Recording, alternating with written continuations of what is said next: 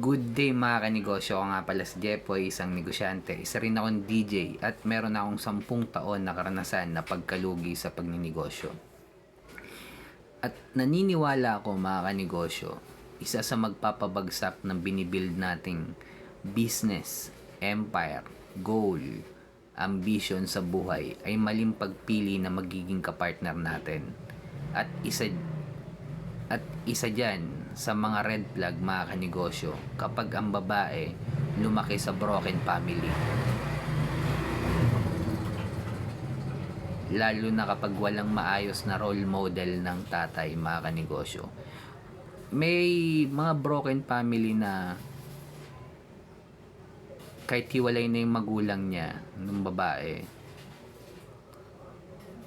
maayos pa rin mag-provide yung tatay emotionally, financially. Pero sobrang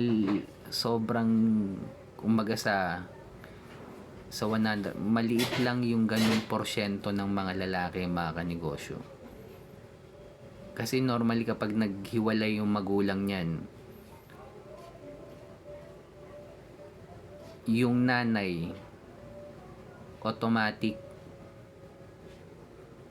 magiging bias dun sa tatay. Ibig sabihin, pwede niyang siraan yung tatay niya, esyo ganito, esyo ganyan. So, sobrang liit lang.